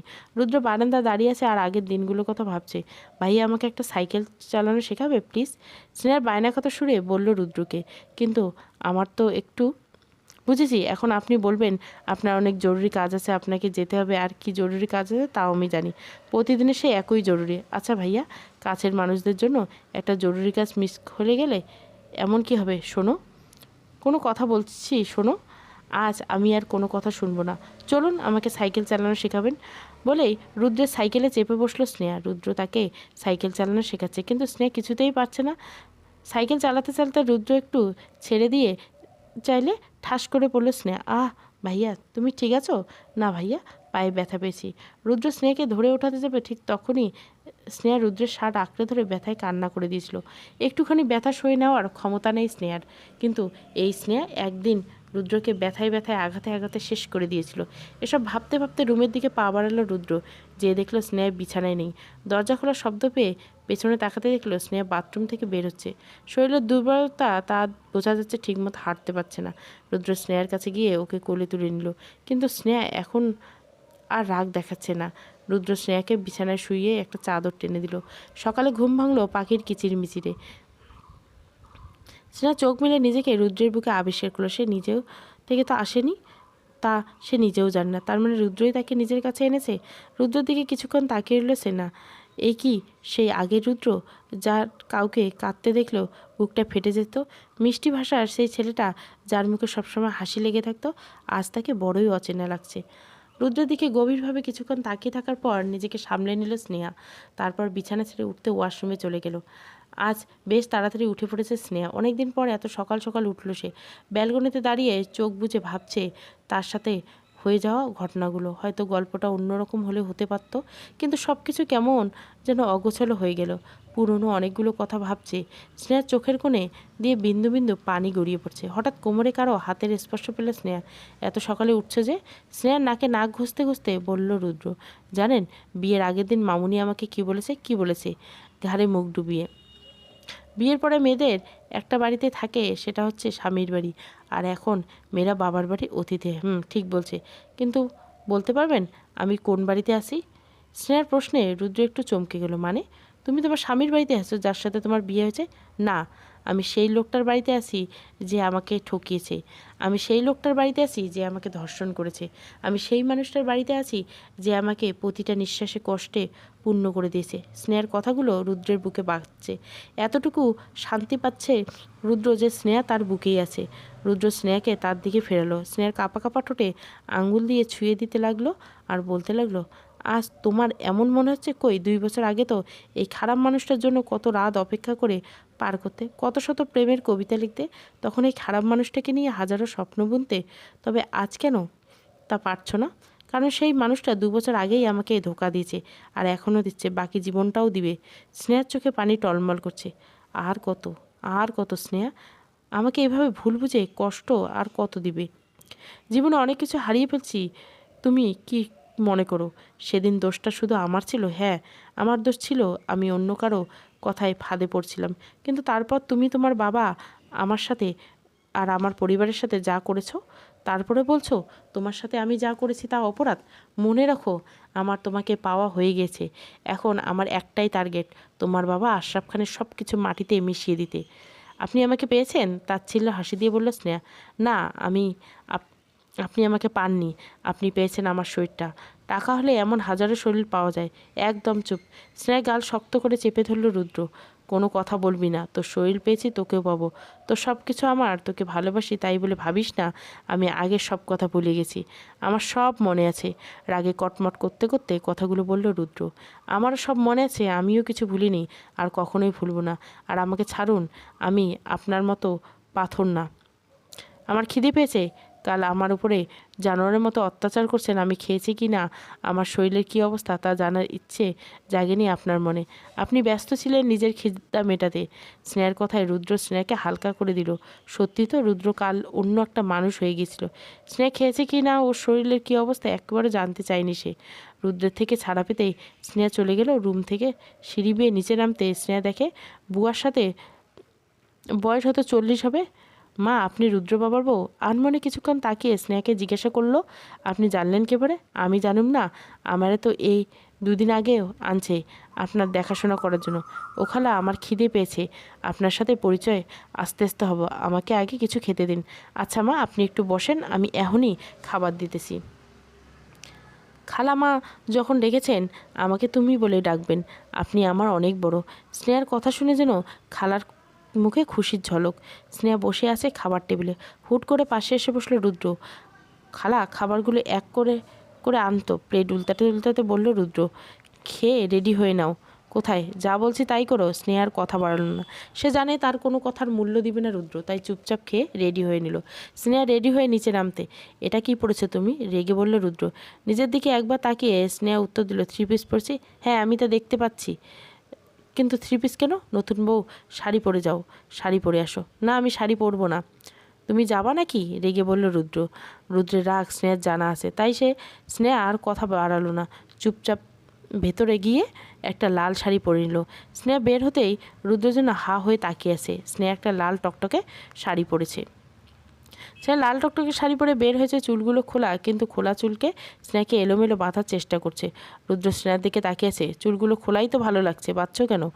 রুদ্রের কথায় স্নেহা রুদ্রের দিকে তাকালো। একবার রুদ্রের দিকে তাকিয়ে আবার চুল বাঁধতে ব্যস্ত হয়ে নিল। স্নেহার এমন হেয়ালিপনা দেখে রুদ্রের মেজাজটা আরও গরম হলো। আমার কথা শুনছো না, নাকি শুনেও না শোনার ভান করছো? আমি বলছি না যে চুল বাঁধতে পাওয়া না? রাগে লাল হয়ে বলল রুদ্র কথাগুলো। তারপর স্নেহার থেকে বরাবর বেন করে নিয়ে ফেললো। স্নেহা কেন জানে রুদ্রের সাথে কথা বলতে ইচ্ছে করছে না, তাই চুপ করে রইল। এখন থেকে আমি যেভাবে চাইবো সেভাবে থাকবে তোমাকে, তুমি চাও আর না চাও। রুদ্র বলে স্নেহার হাত ধরে নিয়ে গেল গাড়ির কাছে। স্নেহাকে গাড়িতে বসে নিজে উঠে বসলো গাড়িতে। স্নেহার সব কিছু কেমন যেন লাগছে, মনে হচ্ছে জীবনে কোনো মানে নেই। সে কারো হাতের পুতুল হয়ে গেছে। সেই পুতুলটাকে যেভাবে ইচ্ছে না নাচাচ্ছে, পুতুলটা যেভাবেই নাচছে। অনেকক্ষণ পর রুদ্র আর স্নেহা একটা বাড়িতে এসে পৌঁছালো। বাড়িটা বেশ বড় সড়ো, আশেপাশে ফুল গাছ, আর এই সাইডে একটা দোলনা, যেমন বাড়ির স্নেহা চাইতো। কলিং বেল বাঁচাতে একটা মেয়ে দরজা খুলো। ভাইয়া, তুমি ভাবিকে নিয়ে এসেছো? তিতির, রুদ্রের বোন। তিতিরকে দেখে স্নেহা অবাক হয়ে, তিতিরা এখানে থাকে? স্নেহার জানা ছিল না। ওদের খুঁজেছে স্নেহা, ওদের কিন্তু পায়নি। এত বছর পর এইভাবে দেখা হবে ভাবিনি স্নেহা। এসেছি। কে আসলো রে তিতির? রুদ্রের মা মনোয়ারা বেগম ভেতর থেকে আওয়াজ দিয়ে বলল, মা, ভাইয়া এসেছে ভাবিকে নিয়ে। ওদের বাইরে দাঁড়াতে বল, আমি আসছি। আচ্ছা মা। শুনল না, মা দাঁড়াতে বলছে। হাতের একটা মিষ্টি আর পানির ট্রে নিয়ে হাজির হলো রুদ্রের মা। স্নেহা কিছু বুঝতেই পারছে না। তার ছেলে আমাকে এভাবে বিয়ে করছে, কিন্তু তারপরেও রুদ্রের মা বোনকে স্বাভাবিক লাগছে, এটা যেন স্নেহা মানতেই পারছে না। রুদ্রের মা দরজার সামনে এসে হাতে থাকা ট্রে থেকে স্নেহাকে মিষ্টি খাইয়ে দিল আর পানি। তারপর স্নেহাকে একটা চেন পরিয়ে দিল। বা কি মিষ্টি মেয়ে, আগের থেকেও মিষ্টি লাগছে মা দেখতে। আমি আগের থেকেই তোকে খুব পছন্দ করতাম। রুদ্র ওকে কোলে করে ভেতরে আন। রুদ্রের মায়ের কথা শুনে স্নেহার জন্য থ মেরে আছে। কোলে করে ভিতরে নিতে হোক কারণ সে কি ভাবছে স্নেহা হাঁটতে ভুলে গেছে? কথাগুলো ভাবতে ভাবতে স্নেহা রুদ্রের দিকে তাকালো। রুদ্র স্নেহার দিকে তাকিয়ে একটা দুষ্ট হাসি দিয়ে বলল, মা, কোলে করে নিতে হবে না কেন? না মানে, যা ওজন আমি কোলে তুলবো কীভাবে? দুষ্টু হাসি দিয়ে বলল রুদ্র। চুপ ফাজিল ছেড়ে, নতুন বউকে কোলে করে ঘরে আনতে হয়, আর ওর ওজন যে কি তা বোঝাই যায়। ফাজলামো না করে যা বলছি কর। আর এইদিকে স্নেহার ওজন নিয়ে কথা বলাতে স্নেহার আগে কটকট করতে করতে রুদ্রের দিকে তাকাচ্ছে। রুদ্র স্নেহার দিকে তাকিয়ে স্নেহাকে কোলে তুলে নিল, কিন্তু স্নেহা রুদ্রকে ধরছে না দেখে রুদ্র একবার কোল থেকে ফেলে দেওয়ার চেষ্টার ভান করলো। স্নেহা ভয়ে রুদ্রের গলা জড়িয়ে ধরল। রুদ্র স্নেহাকে নিয়ে সোজা তার রুমে গেল। তারপর বিছানায় স্নেহাকে বসিয়ে দিল। যা ওজন তুমি, যাই মাকে বলি গ্লুকোজ বানিয়ে দিতে, বলেই রুদ্র চলে গেল। তিথির এসে স্নেহার পাশে বলল, ভাবি, আমি তোমাদের বিয়ের কাহিনী শুনছি। কত রোমান্টিক ছিল। ভাইয়া এত রোমান্টিক হতে পারে আমি ভাবতেই পারিনি। তিথিরের কথা শুনে যেন স্নেহার মাথায় বাজ পড়ল। কি বলছে মেয়েটা? এত বিশ্রী একটা ঘটনা মেয়েটার কাছে রোমান্টিক মনে হচ্ছে? ভাবতেও পারছে না স্নেহ। ভালোই হয়েছে তোমার বাবা সেই মাতাল ছেলেটার ব্যাপারে সব জানতে পেরেছে, আর নয়তো তোমার মতো একটা কিউট মেয়ের সাথে একটা মাতাল লোকের বিয়ে হয়ে যেত। সেনা আবার বুঝতে পারলো যে আসলে রুদ্র পরিবার আসল ঘটনা জানে না। রুদ্র তাদের বানিয়ে বানিয়ে অন্য গল্প বলছে। হাতে জুস নিয়ে রুদ্রের রুমে ঢুকলো। কী রে, ও আসতে না আসতে গল্প জুড়ে দিছিস? না রে ভাইয়া, তোদের বিয়ের স্টোরি শুনছিলাম। মানে? থতমত খেয়ে রুদ্র জিজ্ঞাসা করলো। হ্যাঁ, তো ভাবির কাছে বিয়ের গল্প শুনবার জন্য এসেছিস, আর ভাবি কিছু বলার আগে তুমি চলে এলে। রুদ্র শান্ত হলো, এই ভেবে যে স্নেহা কিছু বলার আগেই সে চলে এসছে। যা, তোকে মা ডাকছে। আচ্ছা যাচ্ছি। ভাবি তুমি রেস্ট করো, আমি মায়ের কথা শুনে আসি, বলেই তিতির চলে গেল। এমন একটা কাজ আপনি করেছেন যে নিজের পরিবারের কাছে সত্যিটা লুকোতে হচ্ছে। মিথ্যে গল্প বলেছেন তাদের। আমার দিক দিয়ে আমি কোনো ভুল করিনি, গ্লাসে চুমুক দিতে দিতে রুদ্র বলল। হ্যাঁ, আপনি তো কোনো ভুল করেনি, কিন্তু এখন আমি আপনার মায়ের কাছে যেয়ে আপনার ভালো কথাগুলো বলবো, আর জানতে চাইবো এই কাজের জন্য সে তার ছেলেকে কি উপহার দিবে। বলে স্নেহা বিছানা থেকে উঠলো আর বাইরে যাওয়ার জন্য পা বাড়ালো। দাঁড়াও, যাওয়ার আগে একটা কথা জেনে রাখো, আজ আমার মা যদি সবটা জানে, তবে তুমি আর কখনো তোমার বাবা মার মুখ দেখতে পারবে না। স্নেহা রুমের কথা শুনে থমকে যায়। এমন কোনো কথা সে রুদ্রের মুখ থেকে আশা করেনি। আপনি এতটাই খারাপ? হ্যাঁ, অনেক। এতদিনে বোঝনি রুদ্র? সত্যি আমার বোঝা উচিত ছিল। যে ধর্ষণ করতে পারে সে খুন করতে পারে, তা তুমি যা ইচ্ছে বলো, কিন্তু আমার মা বোন যদি ঘুণাক্ষরে কিছু টের পায়, আমি কাউকে ছাড়বো না। আর তুমি ভেবো না ভালোবাসি বলে তোমাকে স্বাধীন করে নেব। নেভার। তুমি এইবারই বউ, আমার মায়ের সেবা করবে, সুন্দর করে গুছিয়ে সংসার করবে, আমার বোনকে নিজের বোন মনে করবে, আর একটা ভালো ওয়াই হবে। কক্ষণই না, আমি এসব কিচ্ছু করতে পারবো না। আমার থেকে এসব আশা ছেড়ে দিন। আমি না পারবো এই বাড়ির বউ হতে, না পারবো আপনার ওয়াইফ হতে। আপনি আমাকে জোর করে বিয়ে করছেন, আমি মানি না এই বিয়ে, চিৎকার করে বলল স্নেহা। রুদ্র রেগে স্নেহার মুখ চেপে ধরে বলল, চুপ, একদম চুপ। এটা তোর বাপের বাড়ি না, যা ইচ্ছা করবি। এটা আমার বাড়ি, আমি যা বলবো তাই হবে। আর বেশি বাড়াবাড়ি করলে রুদ্রের হাত ধাক্কা দিয়ে সরিয়ে স্নেহা বলে, কি করবেন, মেরে ফেলবেন? মেরে ফেলুন, বাঁচতে চাই না আমি, কাঁদতে কাঁদতে বলল স্নেহা। স্নেহা কপালের সাথে সাথে কপাল থেকে রুদ্র বলল, তুই যে আমার পরাণ পাখি, তোকে মারলে তো নিজেই বাঁচতে পারবো না। তুমি চাও আর না চাও, আমার বাড়িতে আমার বউ হয়ে থাকতে হবে তোমাকে। মা তিতিরকেও যেন কিছু না জানে। কথাগুলো বলে রুদ্র স্নেহাকে ছেড়ে দিয়ে রুম থেকে বেরিয়ে গেল। স্নেহা ফ্লোরে বসে কাঁদছে। একটা সুন্দর সংসার চেয়েছিল, যে একটা ভালোবাসার মানুষ চেয়েছিল সে, কিন্তু তার সাথে কেন এমন হচ্ছে? প্রশ্নগুলোর উত্তর হয়তো কেউ জানে না রুদ্র ছাড়া। কাঁদতে কাঁদতে রুদ্রের বলা কথাগুলো মনে পড়ল স্নেহার। রুদ্র বলছে, তার মা অথবা বোন কেউ কিছু জানতে পারলে তার মা বাবাকে কখনো দেখতে পারবে না স্নেহা। তাই স্নেহা ঠিক করলো, নিজের মা বাবাকে বাঁচাতে হলে ভালো থাকার অভিনয় করতে হবে। ফ্লোর থেকে উঠে চোখ মুছতে মুছতে স্নেহা বাথরুমে যেয়ে নিজেকে ফ্রেশ করে নিল। যতটুকু সম্ভব নিজেকে স্বাভাবিক করলো স্নেহা। ভাবি, ও ভাবি, তিতির। ফ্রেশ হয়ে বাথরুম থেকে বের হয়ে স্নেহা দেখলো তিতির তাকে ডাকছে। ও ভাবি, তুমি বেরিয়েছো? মা তোমাকে ডাকছে খাওয়ার জন্য। আমি ফ্রেশ হতে গিয়েছিলাম, চলো। স্নেহা খাবার টেবিলে যেতে দেখলো টেবিলে জুস, সব পছন্দের খাবার। ভাবি জানো, আজ মা তোমার পছন্দের খাবার বানিয়েছে, আয় মা খেতে বস। আন্টি, আপনি এত কিছু করতে গেলেন কেন? স্নেহা, কি বললি তুই আমাকে? আমি তোকে সেই কখন থেকে মেয়ের মতো তুই তো করে করছে, আর তুই আমাকে আন্টি বললি? তাহলে কি বলবো? আমি তো আপনাকে সবসময় আন্টি বলি। দেখো, সবসময়ের কথা বাদ দে। তুই আমার মেয়ে, আর মেয়ে কি মাকে আন্টি নাকি তুই আমাকে বলবি? আচ্ছা মা, তুমি এত কিছু কেন করেছো? হেসে দিয়ে বলল স্নেহা। আমি আজ আরেকটা মেয়ে পেয়েছি, তো তাই আমার মেয়েটার জন্য করেছি। কিন্তু আমার ছেলে যে কই গেল? এই তিতির, তোর ভাইয়ে কই? মা ছাদে, যা ডেকে আন, দুজনে আজ আমার সামনে একসাথে খাবে। ছাদে রুদ্র দাঁড়িয়েছে। ভাইয়া, মা ডাকছে কেন? খেতে বলছে, তোমাকে আর ভাবিকে একসাথে বসে খাওয়াবে। আমার ইচ্ছে করছে না, মাকে বল খাবো না। মা যখন বলছে তোমাকে যেতেই হবে। তিতিরের জোড়াজুড়িতে রুদ্র নিচে নামলো। রুদ্র আর স্নেহাকে পাশাপাশি বসিয়ে দিল তিতির। স্নেহা হাতে ব্যথা, খেতে অনেক কষ্ট হচ্ছে, তাও আস্তে আস্তে খাচ্ছে। কিরে মা, তোর হাতে কী হয়েছে? রুদ্র মায়ের এমন প্রশ্ন শুনে থ হয়ে গেল। স্নেহা কী বলবে বুঝতে পারছে না। সত্যিটা তো বলা যাবে না। আরে মা, ভাবিকে তার বাবা অন্য ছেলের সাথে বিয়ে দিতে চেয়েছিল, তাই মনে হয় ভাবি ভাইয়ের জন্য হাত কেটেছে। কেউ কিছু বলার আগে তিতির বলে উঠল। স্নেহা রুদ্র একে অপরের দিকে তাকাচ্ছে।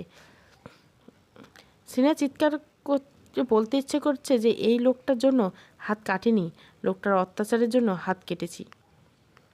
কিন্তু স্নেহা তা বলতে পারছে না, কারণ তার জীবনের সাথে তার বাবা মায়ের জীবন জড়িয়ে আছে। যে লোকটা ধর্ষণের মতো খারাপ কাজ করতে পারে, তার কাউকে খুন করতে হাত কাঁপবে না। স্নেহা কিছু বলল না, চুপচাপ খেয়ে নিল। তিতির স্নেহাকে সন্ধ্যায় একটা শাড়ি পরিয়ে দিবে তোর রুমে নিয়ে, কাল যেন কিনেছিলাম তার মধ্য থেকে। রুদ্রের মা জামা, তিতিরের সাথে ওর রুমে যা। স্নেহা কিছু বুঝতেই পারছে না। সে অলরেডি শাড়ি পরেছে, তবে কেন আবার নতুন শাড়ি পরবে? আসলে মা, আমি তো শাড়িটা পরেই আছি, তবে আমার নতুন শাড়ি কেন পরবো? আমি বলছি তাই মা, আমার বৌমা আজ আমার বাড়িতে প্রথম এসেছে, তাই সব কিছু নতুন হয়েছে। স্নেহার কিছু বলল না, শুধু মাথা নাড়ালো। খাওয়া শেষে স্নেহার রুমে গেল। ক্লান্ত লাগছে শরীরটা, একদম ঠিকমতো খাওয়া হয়নি। তারপর রাত হলে কান্নাকাটি, এক ধরনের মানসিক চাপ যেন পেয়ে বসে স্নেহাকে। বিছানায় গা এলিয়ে দিতে ঘুমের রাজ্যে তলিয়ে গেল স্নেহা। প্রায় 3 ঘন্টা ঘুমোলো স্নেহা। সন্ধ্যা 7টায় তিতিরের ডাকে ঘুম ভাঙল স্নেহা। ভাবি, ভাবি। চোখ মেলে তাকাতে স্নেহা দেখলো তিতির ডাকছে তাকে। স্নেহা উঠে বসলো। কি হয়েছে? তোমার বাবা এসেছে ভাবি? সত্যি খুশি হয়ে। কিন্তু স্নেহার এই খুশি বেশিক্ষণ থাকলো না, কারণ তার ভয় করছে যদি বাবা রুদ্রের মাকে সব বলে দেয়, তাহলে রুদ্র তার বাবার কোনো ক্ষতি করতে দিতে পারে। তাই স্নেহা দেরি না করে বিছানা থেকে নেমে সোজা ড্রয়িং রুমে গেল। পাপা? মেয়েকে দেখে আশরাফ খান উঠে দাঁড়ালো। স্নেহাকে দৌড়ে যেয়ে বাবাকে জড়িয়ে দিল। পাপা, আমি তোমাকে অনেক মিস করছিলাম পাপা। স্নেহা কাঁদতে কাঁদতে তার বাবাকে জড়িয়ে ধরছে আর বলছে, হ্যাঁ মামুনি, আমিও তোমাকে অনেক মিস করছি। ভাই ভালোই করেছেন, মেয়ের উপর আর রাগ না করে চলে এসেছেন। আসলে মেয়ের বাবারা মায়ের খুব আদরের হয়, রুদ্রের মা। হ্যাঁ পা, আমার মেয়েটাকে দেখবেন, আপনাদের ভরসায় রেখে যাচ্ছি ওকে। স্নেহার বাবা, রেখে যাচ্ছে মানে কোথায় যাচ্ছেন পাপা? মা, আমরা দেশের বাড়ি ফিরে যাচ্ছি, রাজশাহীতে। এখন থেকে ওখানে থাকবো। ব্যবসা অনেক বড় লস হয়েছে, এরপর ঢাকা থেকে আর কি করব? তোর চেয়ে ভালো জীবন জন্মস্থলে কাটিয়ে দেবো। কিন্তু পাপা, স্নেহার কোনো কিন্তু না মা, তুমি এখানে অনেক ভালো থাকবে। স্নেহার বাবার মুখের ভাষা নয়, চোখের ভাষা বোঝার চেষ্টা করছে, মনে হচ্ছে খুব গভীর কিছু লুকোচ্ছে তার বাবা তার থেকে। পাপা, ভাইয়া, ভাইয়ার কি হবে? ও আসুক দেশে, আগের থেকে ওকে কিছু জানাবো না, তাহলে চিন্তা করবে। আচ্ছা মা, আমি আসি, রওনা দিতে হবে। মেয়ের থেকে বিদায় নিয়ে চলে গেল স্নেহার বাবা। স্নেহা তখনও দাঁড়িয়ে দাঁড়িয়ে কাঁদছে। রুদ্রের মা অনেক কিছু বলে সান্ত্বনা দিল, তারপর তিথির রুমে বসিয়ে দিল। ভাবি, নাও এটা। মাথা তুলিয়ে স্নেহা দেখলো তিথির একটা বেগ তার দিকে এগিয়ে দিচ্ছে। এটা কি স্নেহা? শাড়ি। মা তোমাকে এটা পরতে বলছে আর সুন্দর করে সাজাতে বলছে। কেন? আগে যা বলছে তা করবে, তারপর বলবো, বলে হাসতে হাসতে চলে গেল। রুদ্রের মায়ের আদেশ না মানলে হয়তো রুদ্র আবার উল্টোপাল্টা কিছু করবে, তাই স্নেহা রেডি হতে লাগলো। ফোনে কথা বলতে বলতে বাসায় ঢুকছে রুদ্র। রুদ্রের সামনে দুই হাত ছড়িয়ে থামাতে বলল তিতির। বিরক্ত মুখ নিয়ে ফোনটা কান থেকে সরিয়ে রুদ্র জিজ্ঞাসা করলো, কী হয়েছে, কি বলবি? দেখছিলি না ফোনে কথা বলছিলাম। শোন ভাইয়া, আমাকে রাগ দেখাবে না, এই ধরো। রুদ্রের দিকে একটা প্যাকেট এগিয়ে দিল।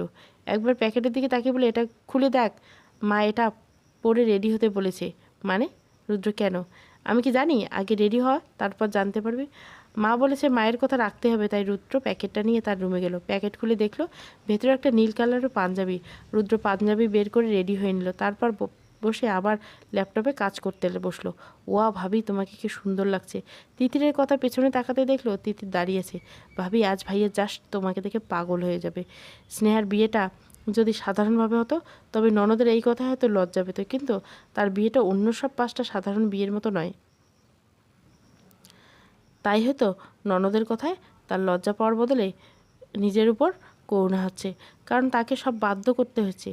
কই হলো তোদের? হলো? বলতে বলতে রুমে ঢুকছে রুদ্রের মা মনোরা বেগম। স্নেহাকে দেখে বলে উঠলো, বাহ, আমার মেয়েটাকে কি সুন্দর লাগছে। হ্যাঁ মা, ঠিক বলছো, তোমার ছেলে তো আজ পাগল হয়ে যাবে। দুষ্টুমি করে বলল তিতির। তুই চুপ করবি? খালি পাকা পাকা কথা, তাই না? ভাবিকে এভাবে লজ্জা দিতে হয়? যা বাইরে যা, আমাকেও কেউ ভালোবাসে বলে মুখ ভেঙচি কেটে চলে গেল তিতির। পাগল মেয়ে একটা। তিতিরকে উদ্দেশ্য করে বলল মনোরা বেগম, আয় মা, খেয়ে নে। মা, এত তাড়াতাড়ি? আর আমি নিজে হাতে খেতে পারবো না। হ্যাঁ জানি, কাটা হাত নিয়ে দুপুরে খেতে কষ্ট হচ্ছিল, আমি বুঝেছি। এখন কথা না হয় আয় খাইয়ে দেই। স্নেহার পাশে বসে মনোরা বেগম স্নেহাকে খাইয়ে দিতে লাগলো। স্নেহা তার দিকে অপলক তাকিয়েছে আর চিন্তা করছে, রুদ্রের মা আর রুদ্রের বোন তো একটুও বদলায়নি, তবে রুদ্র কেন এতটা বদলে গেছে স্নেহা বুঝতে পারে না। খাওয়া শেষ হতে, চল মা আমার সাথে, বলে স্নেহাকে মনোহরা বেগম তার রুমে নিয়ে গেল। আলমারি থেকে একজোড়া চুড়ির সেট বের করে স্নেহাকে পরিয়ে দিল। নে মা, এটা তোর। আমি আমার রুদ্রের বউয়ের জন্য বানিয়ে রেখেছিলাম, আজ তোকে দিয়ে দিলাম। চুড়ির সেটটা অনেক সুন্দর, হালকা কাচে যেন এটা অপরূপ একটা সুন্দর। কি করছিস বাবা? এই তো মা, কাজ করছি। রুদ্র, এখন আর কাজ হবে না, কি ভেতরে আয়। মনোয়ারা বেগম ডাকতে একটা ট্রে হাতে নিয়ে রুমে ঢুকলো স্নেহা। মাথা নিচু করে আছে। মনোয়ারা বেগম স্নেহার হাত থেকে ট্রে টেবিলে রাখো, তারপর স্নেহাকে রুদ্রের পাশে সোফায় বসিয়ে বলল। তিতিরও হাজির হলো ফোন নিয়ে ছবি তোলার জন্য। বাহ, আমার ছেলে মেয়ে দুটো কি ভালো লাগছে। মনোরা বেগম স্নেহা আর রুদ্রের হাতে হাত ধরে বলল, আল্লাহ তাআলা স্বামী স্ত্রীকে একে অপরের পরিপূরক করে পাঠিয়েছে। একসাথে চলতে গেলে অনেক কিছু দুজনের মাঝে, কিন্তু কখনো রাগ করে আলাদা হয়ে যাওয়ার কথা ভুলেও মনে আনবে না। আমার মা বাবা আজ আছে কাল নেই, তাই তোমাদের সংসার তোমাদেরকে বুঝে নিতে হবে। রুদ্রের মা হাত আর স্নেহার এক হাত করে দিল, বলল, আমাকে কথা দাও তোমরা একে অপরের খেয়াল রাখবে, ভুল বুঝে কখনো আলাদা হয়ে যাওয়ার কথা ভাববে না। মা এভাবে বলছে কেন? এখন ছবি তুলতে দাও। পেছন থেকে বলে উঠল তিতির। হ্যাঁ রে, আমারই হয়ে গেছে, এই নে ছবি তোল, বলে রুদ্রের মা সাইডে দাঁড়ালো। আবার রুদ্র মাকে কাছে বসিয়ে কয়েকটা ছবি তুললো। অনেক হয়েছে, এবার ওদের ছাড়। তিতিরকে বলল মনোরা বেগম। দুজনে যাওয়ার জন্য পা বাড়িয়েছে, কিন্তু যাওয়ার আগে আরও একবার স্নেহের হাত ধরে মনোরা বেগম বলল, আমার পাগল ছেলেটাকে দেখিস মা। কথাটুকু বলে তিতিরকে নিয়ে চলে গেল মনোরা বেগম। স্নেহা সেভাবে সোফায় বসে আছে। রুদ্র স্নেহার পাশ থেকে উঠে দরজা আটকে দিল। স্নেহা মাথা নিচু করে সোফায় বসে আছে। মনোরা বেগম যা যা বলে গেল তা করা স্নেহার পক্ষে সম্ভব না। যে মানুষটা তার জীবনটা নষ্ট করে দিয়েছে তারই দেখভাল করা, মন থেকে ভালোবাসে, এসব কখনোই পারবে না স্নেহা। রুদ্র সোফার পাশে স্নেহার সামনে হাঁটু গেড়ে বসলো। স্নেহা, আমি জানি তোমার সাথে অনেক বড় অন্যায় করছি, আমি। তবে এটা দেখে ভালো লাগছে যে তুমি আমার মাকে কিছু জানতে দাওনি, তাকে আগের মতো সম্মান করো। স্নেহা মাথা নিচু করে বসে আছে। বেনারসি তোকে তোমাকে খুব সুন্দর লাগছে, তবে আজকের পর থেকে বোরখা বাদে অন্য কিছু পরে বাইরে যাবে না, আর আমার সামনে ছাড়া অন্য কারোর সামনে শাড়ি বা অন্য কোনো ড্রেস পরতে যাবে না। স্নেহা পাথরের মতো বসে আছে রুদ্রের কথাগুলো শুনে। কে হলো, কথা বলছো না কেন? স্নেহা থুতনে উঠিয়ে, স্নেহার চোখে পানি টলমল করছে। রুদ্রের দিকে তাকিয়ে স্নেহা বলল, আমাকে এসব নাটক আর কতদিন করতে হবে? মানে এই ভালো থাকার নাটক, সুখে থাকার মিথ্যে নাটক, এসব কি বলছে স্নেহা? তোমার আমার বিয়ে হয়ে গেছে, মরণ ছাড়া এই বিবাহিত জীবনের কোনো শেষ নাই। এই জীবন শুধু মৃত্যু দিয়ে শেষ হবে। তবে আমাকে মেরে ফেলুন। চোখের পানি গাল বেয়ে বেয়ে পড়ছে কথাটা বলেই। আবার পাগলামি করছে তাই না? পাগলামি আমি না, আপনি করছেন। আমি আপনার সাথে থাকতে চাই না, তবু আমাকে বাধ্য করছেন। স্নেহা, ওকে দেখাচ্ছি তোমার পাগলামির ফল। কথাটা বলে রুদ্র স্নেহকে একটানে কোলে তুলে নিল, তারপর স্নেহকে নিয়ে বিছানায় শুইয়ে দিল। আমাকে ছাড়ুন, আমার ভালো লাগে না আপনাকে, আমার ভালো লাগে না আপনার ছোঁয়া। তাহলে কি ভালো লাগে রুদ্র? আপনার থেকে দূরে থাকতে ভালো লাগে। রুদ্র স্নেহার প্লেটে সাইড করতে করতে বলল, এ জীবন আমার থেকে আর কখনোই কেউ আলাদা করতে পারবে না। তুমি আমাকে ভিলেন ভাবো আর হিরো ভাবো, তোমাকে আমার সাথেই থাকতে হবে। দ্য ভিলেন হাজবেন্ড, প্রথম পর্ব। ভালো লাগলে অবশ্যই লাইক, শেয়ার এবং সাবস্ক্রাইব করবেন। Thank you for watching.